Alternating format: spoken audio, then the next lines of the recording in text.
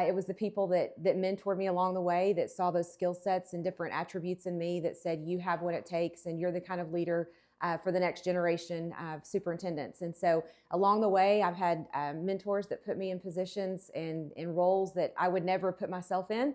And I think that's what led to ultimately me deciding that I really could do this in a district that could use the skill set and my experiences from my past. So the first thing I do is pull my hair up. Pat Benatar, hit me with your best shot. Hello, my name is Isabel Corsino. I'm the managing principal for the DFW Office of Fluger Architects, and I'm also an architect. And today we have the wonderful experience of interviewing Dr. Courtney Carpenter. Oh. Dr. Carpenter, you're a powerhouse leader driving Argyle ISD to new heights. You're a trailblazer in education with 25 years of experience. You're not just shaping schools, you're inspiring the next generation of leaders. And you lead with grit, grace, and unstoppable determination. As a fierce female leader, you're breaking barriers and setting a high standard for excellence in education. And I cannot wait to dive into your journey. So welcome, Dr. Thank Carpenter. you very much for having me. Those are very kind words. I appreciate that. Thank you. Thank you. You've had an incredible journey from being a teacher to a superintendent. What was a defining moment that you knew that you wanted to lead at this level? So I think whenever you start out in your education field, which for me was about 27 years ago, you're just looking to how are you going to best serve your students? And as you're going through that process and you realize that you love leading others, you realize that just not only students, you want to make that on a grander scale. And so then that's kind of where my journey took me. I knew I had some mentors that just had said, you have something in you that you can help adults besides just the students. And so that's what led me into more of a campus level leadership role. It was never something that I said, I'm going to be a superintendent by this time frame. That was never in the cards. It was the people that mentored me along the way, that saw those skill sets and different attributes in me, that said, you have what it takes and you're the kind of leader for the next generation of superintendents. And so along the way, I've had mentors that put me in positions and in roles that I would never put myself in. And I think that's what led to ultimately me deciding that I really could do this in a district that could use the skill set and my experiences from my past. Wow, that's amazing. So you're talking about mentors. Who were your mentors that have helped you lead the way? So it's funny you say that because, you know, certain ones stand out at different phases of my career in life, essentially. Right at the beginning of my career, had the opportunity to know Dr. Nugget Cunningham. And at that time, I was young. I was 21, 22 years old, coming into the classroom. She was a campus leader and saw something in me. And she said, you need to get your master's. You will definitely be a woman leadership type role someday on a campus, maybe even a district level. And that was way back when. And I listened to her. I took that leap of faith and eventually got into a campus leadership role. And so then later in my career, I had the opportunity to meet two different individuals in Midlothian ISD. One was Judy Walling, and Judy knew me as a teacher. She also knew me as a campus principal, and then she also worked with me in her curriculum department. And she probably is one of the most dynamic influences on me in a lot of ways. And then also Dr. Lane Ledbetter. Dr. Ledbetter came into Midlothian. I was already there. Kind of the same situation as Dr. Cunningham had done with me as a teacher. He sat me down as a principal and said, what are your goals? Have you thought about your doctorate? I said, absolutely not. I don't have time for that. He says, you will never have enough time, nor will you have enough money, but it will change your life personally and professionally. And so what do? I did it. And today he had put me in some positions that I never would have put myself in and grew me as a leader to where I'm able to do that myself today. So that's amazing. So do you feel that inspired you to pursue that career? Yes, it gave me the confidence. I think, you know, when you think about the role of a superintendent, for many, many years, I knew that I enjoyed working for a dynamic superintendent, one that was passionate in the field of education, but I didn't know that that's really what I wanted to do because at the end of the day, I like to be the worker behind the scenes. But, you know, sometimes God takes you in different pathways that you don't expect yourself to go, and that's exactly what happened. And Dr. Ledbetter did that for me, and he what he was doing along the way was showing me that I had the skill set and I had the leadership abilities to lead my own district, and gave me the confidence to do so. Wow, it's amazing. You've mentioned before that confidence and knowing who you are key elements to being a leader. What experiences do you believe have shaped your leadership style? So I think one of the most profound experiences was going through a doctoral program. I think that a lot of times when you're in different leadership roles, you think you've kind of seen it all, you've kind of done it all, but when you put yourself through a program like that, especially when you're a wife, a mom, and you're working a career, and you go through a program, especially in a cohort situation where you're with people for 4 straight years, you learn things about yourself that you never knew were there. And those leadership qualities really evolve over time, and you start to figure out where your critical thinking levels are, your ability to build strategy. Those are not things a lot of times you're in your capacity, your leadership capacity is there until you're putting those positions and having to work through the perseverance of, a degree and a job and a mom and a wife and all of those things. So I think that was probably the defining moment for me to understand I could handle anything that came my way, as long as I knew that I was a systems thinker. It helped me develop that and just the ability to strategize with problems and situations that were in front of me and be more futuristic in my thinking. Okay, wonderful. We've talked about this before as well, and what advice do you give other women in leadership that struggle finding that balance that you're talking about? I think the first thing is you have to give yourself grace. You have to understand that there has to be a balance with all of it, and if you are working in a place that doesn't understand the importance of family, then you're probably not in the right place. And I've been fortunate along my career to work for people that have always been family first. And that's helped me as a leader now in working with my staff and our teachers and our principals, that families first, no matter what, because that's what we're here for. We're here to serve students, we're here to serve their families, but you have to take care of yourself and you have to fill your own bucket and your own cup each and every day in order to be able to continue pushing on in those areas and being an incredible leader. So I think more than anything is you have to be able to give yourself some grace. You have to be able to understand that you can't be all things at all times. And you just have to understand that if people need you to be there for them, you do it. But at the same time, you take that time away for you to rejuvenate. Wonderful. That's a great advice. And I really appreciate talking about putting family first and having that balance. I'm a mom, new mom, and it just trying to do it. So I really admire your strength and how you do it. And I have a great board of trustees that supports that. And they know that they're going to get everything out of me all the time when I'm at work. But they also honor and respect the fact that sometimes I have family commitments that are very important to me. So within your personal life and your professional life, who's your support team? You started talking about it right now. I think my greatest support team, it's funny because my husband is an incredible support. And early in our career, he coached. He's been a football and track coach for 25 years of our 27 total in education. And for so many years, I was helping raise the kids while he was working 7 days a week and long hours of the day. And so as the kids have gotten older and my role and my career has taken off, he's been an incredible support. He has absolutely supported me in the same ways I supported him along the way, the first part of our marriage. And so I think just having that family support, my kids, they've been incredible.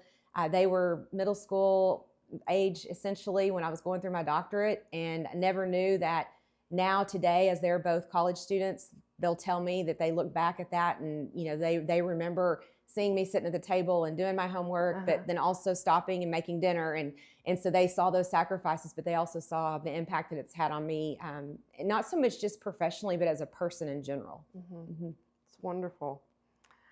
What challenges have you faced within your career that have pushed you outside of your comfort zone, and how did you handle it? So I think one of the most defining moments for me when I think about pushed outside my comfort zone, in February of 2020 was the first time I was going to be brought into a cabinet level senior leadership position, if you will, under Dr. Ledbetter's leadership. And if you remember the time frame of the spring of 2020, I was going to start that position the Monday after spring break. Oh boy. And we all know we went to spring break and world was turned upside down, and we did not return to school as for all of our students and our staff after spring break. And so the vision that he had for my position moving forward at that moment flipped overnight. And he said, I need you to figure out how to get us back in school. And so that became something, I mean, it was very uncharted territories. Nobody, we all were trying to figure out, but then it was the strategy behind how do we had, at that point had probably almost 9,000 students in that district. And the responsibility is get the systems in place, get the people to the table, figure out how we're starting school in August. And so I think that was probably the defining moment of, okay, I've been given a charge and I've got to figure out how to do this, because that's not what I thought I was going to be doing the Monday after spring break. Oh, wow. So, but what it did teach me is that things can be very unpredictable, and that you have to, no matter whatever's coming your way, that you have the right people surrounding you and the team to put that in place. Wow. COVID was a very tough time, and this goes to my next question. What has been your strategy to work with difficult decisions and criticism? Absolutely. So you're right. Since 2020, public education has changed a lot. I know that I was reminded one day by a teacher, and I still to this day appreciate this. About a year ago, she said, being in the classroom before 2020 is a completely different ballgame than being in the classroom post 2020. And I said, you know what, you're right. So I always think about that when I think about what teachers are going through, because even though I have been in the classroom, I haven't been in the classroom post 2020, and it is completely different. I haven't been a campus principal post 2020. It's completely different for our principals. And so that has just been a perspective that I've tucked back in my pocket. Yeah. That I remember now. Just about every decision we're making is thinking about how things have changed so much in the last 5 years. I think that, public education has definitely become political, and it's unfortunate because, in the grand scheme of things, teachers are doing the very best they can do, and principals are doing the very best they can do each and every day in the classroom. And so I think from a grand scheme of things, what we have to look at is we have to remain positive. We have to be able to tell our story, because if we don't, someone else is willing to do it for us. And that's usually not going to be the story that's really accurate. I think when you have to know your audience, you have to know the values of your community. I think that's one of the most important things I would tell someone asking me if they were looking to go into a leadership role into a community. I would first ask them, do your values match the values of the community, or do you even know what they are? Because if you're trying to go get a position to elevate your career, but the community has a different value set than what you truly believe, it's going to be a very difficult journey. And it's okay. You don't have to match the values of that community necessarily on a personal level, but you can't lead a school or a school district if you aren't in line with how the community values. So you really have to understand the expectations of that community. And whenever you go into that, and you also have to remember that sometimes, one of the best pieces of advice given to me was listen to understand, not listen to respond. And the higher level position you're in, the more of a target you become. And you just can't take things personal, because at the end of the day, educators we're not designed to be confrontational. We're designed to mediate. We're designed to problem solve. And so we can sometimes be easy targets for those that want to lash out. And at the end of the day, I always just say somebody's upset about something. There's something deeper going on, and it's not me personally. I just happen to be the one that, is the easy target. So just kind of take it with a grain of salt and figure out a way to move us forward. That I've seen live when you are in a board meeting or you're doing a presentation, just your poise and keeping it cool, calm, and collected. It's something that I admire from you. With every day that we have to work, you have to keep your composure and really show that to everyone else in your team and the strength. Well, that's come with a lot of years. I'm known to be a feisty one. And so a lot of years of mentors saying, listen, take a breath. And that has something I have definitely had to grow into. That was not a natural characteristic for me. Well, you do it flawlessly. Thank you. You've emphasized on having wisdom and discernment and having a trusted group of people. How do you build and maintain a strong leadership team? So I think first and foremost, wisdom and discernment is a daily prayer, right? I mean, you know that you're walking into, you don't know what you're walking into every day. Let me rephrase that. You don't know what you're walking into every day. And you know that there's always room for improvement, that there's always room for continuous improvement. There's going to be something that you're going to face each and every day that you're going to need something greater than yourself to help give you that wisdom and that discernment. And so I think when building a team around you, you want those same kind of leaders. You want those same kind of skill sets and attributes, because at the end of the day, you are making decisions, sometimes with input from others if you have time, sometimes in emergency or time-sensitive situations, you're having to make decisions that impact a lot of people. And you want them to understand that even though they may not like your decision, that your decision was intentional and thoughtful and has purpose behind it. Looking back at your career, what's the best advice you've received about leadership? Listen to understand and not respond. 100% the greatest piece of advice I've ever been given. First part of my career up until, I don't know, maybe even 5, 6, 7 years ago, someone is talking to me, I'm wanting to respond right away. Like I have a reason. Let me give you the reason why. And definitely was kind of turned for me. And so now it's let me listen to understand that perspective. And sometimes I may have a response and sometimes I may not. And I may need to think about it. But most importantly is to be a good listener and to make sure that I am thoughtful in my responses and that I have taken those perspectives into consideration. Great. What is the legacy that you hope to leave at Argyle ISD and beyond? Yeah. So when someone asks me a question like that, I think back to my ancestors came to Northwest Oklahoma many, many, many years ago in the Oklahoma Land Run. And it was very unincorporated land, no really communities. And I hear the stories from my dad and my grandparent, my grandparents when they were still alive, of how sense of community was important to them. And they wanted to set up a community that was made to leave things better than they found them, if you will. And I believe to this day, knowing what I know about that area, they had a hand in that. And so I always like to say that my legacy that I would like to leave is to leave things better than I found them. And I always say that doesn't mean that they were in a bad position or a bad place when I arrived, but I want to be able to add value to what's already there. And I believe Argyle ISD was incredible when I got there, going through a lot of change with the rapid growth. And I believe I have value to add to that to help us get through those next phases for the district and the community. And I absolutely love living in that community. They have been so welcoming to me and my family. And so my hope to leave them is someday when it's time for me to go on and a new leader to take over is that Dr. Carpenter came in and she added value to this district, and she was able to get us through our tough times and our challenges of growth. And we're still incredibly excellent and on the other side, and we have great educational opportunities for our students. Great.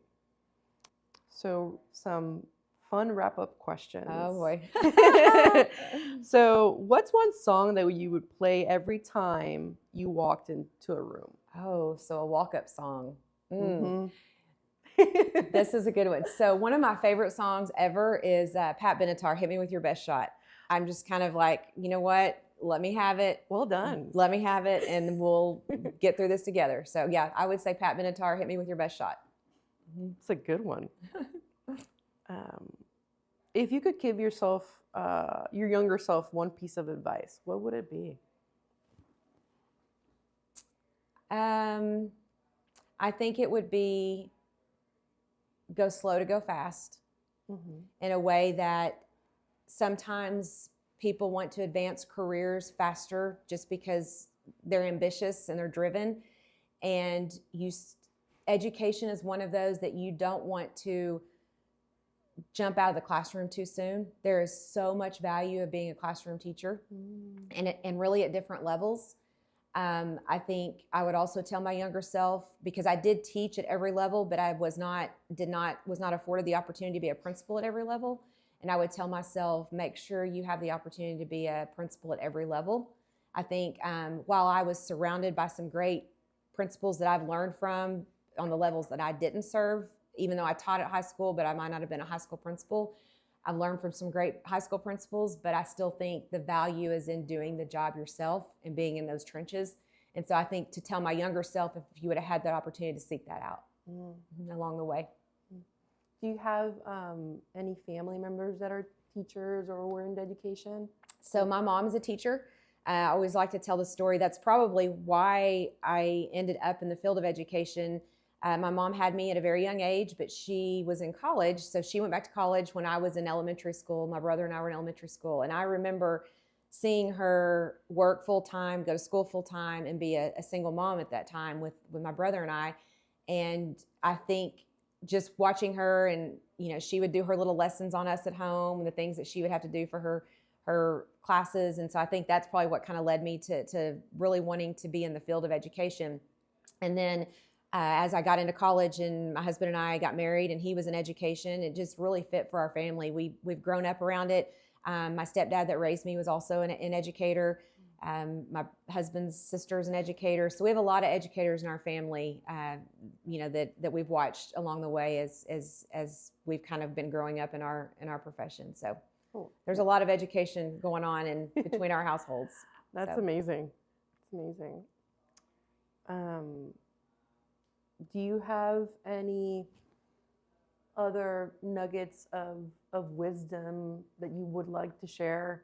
I know that we've talked about, previous coffee conversation of how other women see you and admire you and your strength and your composure in a stressful, situations that you've had. What's another nugget of advice you could give? So a couple things come to mind when you say that. Anytime, I think one of the things that I've talked to teachers about, even just this semester when I've been on campus, is something you take for granted that I'm now understanding is coming into a district as the superintendent when you didn't grow up in different positions all the way through the district. It's very different than being in a district where you've served as a teacher and maybe an administrator and then central office. So when I was in Midlothian ISD for about 16 years, I had teachers I worked with before I moved into a campus leadership position, and then I moved into a central office position. So the relationships and trust were there and were built along the way. And when you come into a position or come into this position in a district where no one knows you, it's very eye-opening because you feel like you're easy, relationships come easy, but they see you as the superintendent. It's a little bit different than seeing you as a teacher or seeing you as a principal or even just a director or curriculum support, whatever that might be. And I think that's something that was probably the biggest surprise for me, is how hard it would be to build relationships and earn trust with those within the organization. And it's coming along very nicely. And when I think about the question you asked, I have principals that'll say, you always follow through with answering. You get back to us. We can depend on you. And I think those are the things that you just have to make sure that you are doing on a daily basis. You're trying to build that trust in those relationships, and that's being real. That's finding connections, right? People always want to know that you're approachable, that, you wear your hair in a bun, that you don't wear makeup, and it's okay. And so one of the things I try to do when I go to sporting events or things that are outside, a lot of times I'm in a Argyle t-shirt and my hair's up, or I'm in a ball cap, because I am still a very real person. And I love very real things. I love sports and I love outdoors and all of those things, just like everyone else. And I'm not always dressed up in a suit, at a board meeting looking like I'm poised and professional at all times, So I think that's something that I would say as advice, is to let them see who you are. Sometimes it's hard because people are fearful of letting people inside, but I think it's been very helpful to make connections. It's great advice. I think just to close our conversation, what do you do for fun? Yeah. So the first thing I do is pull my hair up as soon as I get home.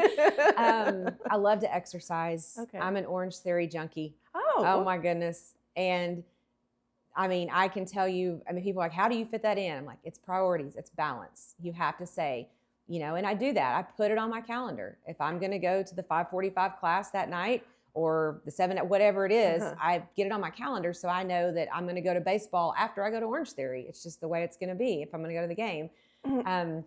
My kids' events, I mean, I mentioned they're in college, but they were student athletes all through high school. They were collegiate student athletes. So going to their events just absolutely is a great escape for my husband and I. We love it. We're all in, and that's so wonderful to get to see. Love being outdoors. Just during spring break, spent some time at the lake with the dogs, you know. So for fun, that's what I do. I love being around my family. They energize me, and they really help me find passion in the work that I'm doing. So that's amazing. Do your kids live close by, or the college close? They are not. Well, they're drivable, okay. But they're yes, they're drivable. I've got one in Stillwater and one in Lubbock. Okay, yeah. So that's awesome. That's amazing. Yep. Well, Dr. Carpenter, I have to say thank you so much for your time and your wisdom. And personally, I admire you and I admire your strength. And thank you for what you do. Thank you. You know, a lot of people are watching and seeing your composure and your poise. And for me, I can do that. Well, so thank you for doing that for us. I appreciate you sitting down and visiting with me. I love talking about my mentors, and this is my opportunity just to pay it forward from what they've done for me, because I did not do any of this on my own. And they definitely helped pave that way, obviously, with the intervention, you know, just divine interventions, a big part of that. But my mentors were huge, and this is my opportunity to pay it forward. Thank you so much. You're welcome. Thank you. Thank you.